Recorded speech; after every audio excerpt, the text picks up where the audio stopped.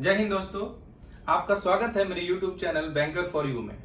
दोस्तों, इस वीडियो का टॉपिक है टाइम वैल्यू ऑफ मनी। इस वीडियो में हम जानेंगे कि टाइम वैल्यू ऑफ मनी क्या होता है, मनी का प्रेजेंट वैल्यू और फ्यूचर वैल्यू किस तरह से डिराइव किया जाता है और किस तरह से हम फ्यूचर कैश फ्लोज का प्रेजेंट वैल्यू निकाल सकते हैं। तो सबसे पहले इस बात को समझते हैं कि आज हमारे पास जो अमाउंट है, जो पैसा है, उसका वैल्यू फ्यूचर में क्या होगा। क्या उसका वैल्यू बढ़ेगा या उसका वैल्यू घटेगा।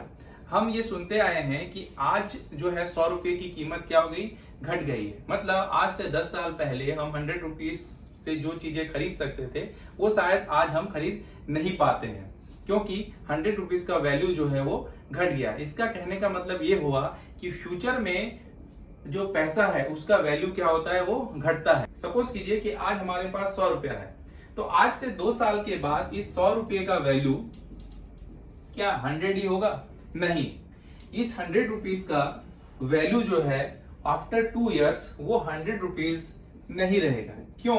क्योंकि इस 100 रुपये को आप कहीं पे इसको क्या कर सकते हैं, इन्वेस्ट कर सकते हैं और उस इन्वेस्टमेंट से आप इसके ऊपर इंटरेस्ट भी अर्न कर सकते हैं। अगर आप इसको कहीं पे 10 रुपए के हिसाब से अगर इसको इन्वेस्टमेंट करेंगे तो आज से 2 साल के बाद आप उसके क्या कर सकते हैं, 121 रुपीज आप अर्न कर सकते हैं। मतलब आज का जो 100 रुपया है वो 2 साल के बाद कितना, 121 रुपए के बराबर हो जाएगा, अगर आपने इसको कहीं पे 10% पर एनम के हिसाब से आपने कहीं पे इसको इन्वेस्टमेंट किया।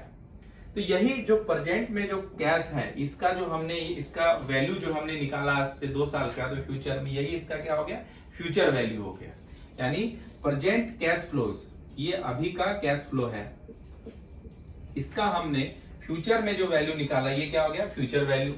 इसी तरह फ्यूचर में अगर कोई कैश फ्लो होने वाला है, कोई अमाउंट आपको रिसीव होने वाला है, तो उसका एज ऑन डेट हम उसका जब वैल्यू निकालते हैं तो उसको क्या कहते हैं, प्रेजेंट वैल्यू। होपफुली आपको ये प्रेजेंट वैल्यू और फ्यूचर वैल्यू समझ में आएगा। फिर से इसको सम अप करते हैं। सपोज कीजिए कि आज आपके पास 100 रुपीज है, तो आज से 2 साल के बाद वो किसके इक्विवेलेंट हो जाएगा, 121। तो इसका हमने क्या निकाल दिया, फ्यूचर वैल्यू, कि अभी जो 100 रुपीज है उसको अगर हम 10% पर एनम के हिसाब से अगर हम इसको इन्वेस्ट करते हैं तो ये कंपाउंडिंग इंटरेस्ट के हिसाब से ये क्या हो जाएगा, 121 के बराबर हो जाएगा। यानी 100 का फ्यूचर वैल्यू क्या है, 121। इसी तरह अगर आपको 2 साल के बाद 121 रुपीज आपको रिसीव होने वाला है तो उसका प्रेजेंट वैल्यू क्या होगा, 100 रुपीज। यहाँ पे हम मान लेते हैं कि जो ROI है, मतलब कंपाउंडिंग रेट है, वो क्या है, 10% है। देखिए यहाँ पे जब हम प्रेजेंट कैश फ्लो से हम फ्यूचर वैल्यू निकालते हैं तो उसको क्या कहते हैं, कंपाउंडिंग कहते हैं। कंपाउंडिंग मीन्स क्या हो गया, जो आपके पास इन हैंड अभी पैसा है, यानी प्रेजेंट जो कैश फ्लोज है, इससे हम अगर फ्यूचर वैल्यू निकाल रहे हैं तो इसको हम क्या कहेंगे, कंपाउंडिंग। उसी तरह अगर जो फ्यूचर कैश फ्लोज हैं, जो एक्सपेक्टेड है फ्यूचर में जो फ्लोज, उसका अगर हम प्रेजेंट वैल्यू निकालते हैं तो उसको हम क्या कहते हैं, डिस्काउंटिंग कहते हैं।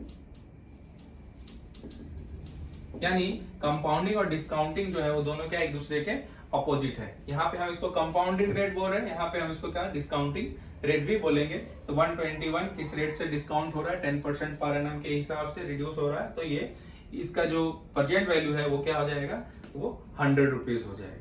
तो पुलिए आपको कंपाउंडिंग और डिस्काउंटिंग जो है समझ में आ गया होगा। अब इसको फॉर्मूला के तरीके से समझते हैं। देखिए बचपन से ही हम सिंपल इंटरेस्ट, कंपाउंड इंटरेस्ट के पढ़ते आए हैं। सिंपल इंटरेस्ट मतलब इसमें सिर्फ मूल पे ही इंटरेस्ट लगता है, प्रिंसिपल अमाउंट पे ही इंटरेस्ट लगता है, जबकि कंपाउंडिंग इंटरेस्ट में इंटरेस्ट पे भी इंटरेस्ट लगता है। सपोज कीजिए कि आज आपके पास 100 रुपीज है, ठीक है। फिर वही एग्जांपल हम लेते हैं, 10% पर एनम के रेट, पर एनम के हिसाब से हमने रेट ऑफ इंटरेस्ट को हमने पकड़ा है। देखिए ये हमने 100 और 10 ये ले रहे हैं ताकि ये आसानी से आपको समझ में आ जाए। अभी 100 पे पहले साल में अगर 10% पर एनम के हिसाब से रेट रहेगा तो पहले साल में हमें कितना इंटरेस्ट मिलेगा, 10 रुपया। 100 रुपये पे 10 रुपया मिलेगा। तो 1 साल के बाद ये हमारा 100 का वैल्यू क्या हो जाएगा, 110 रुपया। यानी 1 साल के बाद इसका वैल्यू क्या हो जाएगा, 110 रुपया। आफ्टर सेकेंड ईयर, दूसरे साल में ये पूरा 110 पे इंटरेस्ट लगेगा, ना कि 100 पे। इस पे लगेगा 110 रुपये पे लगेगा, तो इस पे 10% के हिसाब से 11 रुपया इंटरेस्ट लगा, तो ये 121 हो गया। तीसरे साल में इस 121 पे फिर से इंटरेस्ट लगा, यानी 12 रुपया 10 पैसा लगा, तो ये हमारा 133.10 रुपीज हो गया। ये first year, second year, third year. तो इसको हम इस तरह से कह सकते हैं कि ये जो 100 आज के अभी से एक साल के बाद जो 110 रुपया होने वाला है, 110 रुपया है, उसका प्रेजेंट वैल्यू कितना है? 100 रुपया, है ना। 121 रुपया है, आज से 2 साल के बाद 121 रुपया जो रहेगा उसका अभी का वैल्यू, अभी उसका प्रेजेंट वैल्यू कितना है? 100 रुपया। इसको हम इस तरह से कह सकते हैं। तो कंपाउंडिंग इंटरेस्ट जो हम निकालते हैं उसका फॉर्मूला है a plus p into 1 plus r by 100 to the power t। a का मतलब हो गया अमाउंट, मतलब total amount, principal plus compounding interest. ये जो a है इसमें क्या है?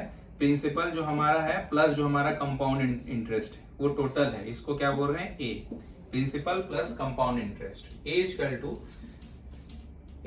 Equal to p principal 1 plus r by 100 अपन t, जहां पे p जो हमारा प्रिंसिपल हो गया, r जो हमारा वो रेट ऑफ इंटरेस्ट हो गया और t हमारा जो होगा टाइम हो गया। यहाँ पे टाइम जैसे पर एनम लिया है, मतलब हर साल ये कंपाउंडिंग हो रहा है, इसलिए यहाँ पे ईयर के हिसाब से ऐसा कहे कि क्वार्टरली कंपाउंडिंग है। इसका मतलब ये हो गया कि एक साल में जो है वो 4 बार कंपाउंडिंग हो रहा है ना। तो हाफ ईयरली अगर कहे कि एक साल में 2 बार हाफ ईयरली कंपाउंडिंग है, तो एक साल में वो क्या 2 बार कंपाउंडिंग हो रहा है। तो उस हिसाब से यहाँ पे हमको टाइम को जो है वो पकड़ना है। तो ये हो गया फॉर्मूला हमारा जो हम बचपन से पढ़ते आए हैं कि amount is equal to p into 1 plus r by 100। अब इसी फॉर्मूला से ही प्रेजेंट और फ्यूचर वैल्यू जो है हम निकाल सकते हैं। देखिए ये जो हमने यहाँ पे आपको स्ट्रेट लाइन मेथड से ये जो समझा है, इसी चीज को समझते हैं कि आज से 3 साल के बाद, ठीक है, हमारे पास ये दिया हुआ है कि हमारा जो प्रिंसिपल है वो कितना है? 100 रुपीज है। रेट ऑफ इंटरेस्ट जो है वो हमारा 10% है। हमारा जो टाइम है जो है वो 3 इयर्स है ना। तो अमाउंट जो है आज से 3 साल के बाद जो हमारे पास अमाउंट होगा a equal to principal 100 into 1 plus r हमारा है 10 बाय 100, इस पे पावर हो गया 3, यानी 100 into 11 by 10 into 11 by 10 into 11 by 10, है ना। 0 0 ऐसे कट गया यहाँ पे, ये 1331 बाय 10 यानी 133.10। ये हमारा वैल्यू आ गया जो इस मेथड से आया था। तो हमने ये देखा कि ये जो अमाउंट है ये हमारा क्या है? फ्यूचर वैल्यू है। तो अभी जब हम फाइनेंस में यूज करते हैं इसको कि फ्यूचर वैल्यू में, तो हम इसको डिनोट करते हैं किससे? सी से डिनोट करते हैं। हमने इसको क्या कर दिया? सी से डिनोट कर दिया। और ये जो पी है हमारा, इसको हमने जो हमारा प्रिंसिपल है इसको हमने पीवी प्रेजेंट वैल्यू से रिप्रेजेंट कर दिया।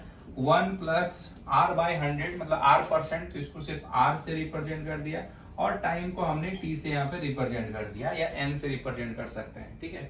तो c equal to PV into 1 plus rt, इस मेथड से हमारा ये जो फ्यूचर कैश फ्लो जो है वो हमारा क्या है? 133.10, ये हमारा फ्यूचर का वैल्यू आ गया, है ना।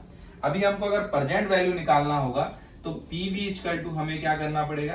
PV is equal to c by 1 plus r upon t, ये हमें करना पड़ेगा। मतलब जस्ट जो है ये इसी फॉर्मूला को पीवी ये यहाँ पे क्या है?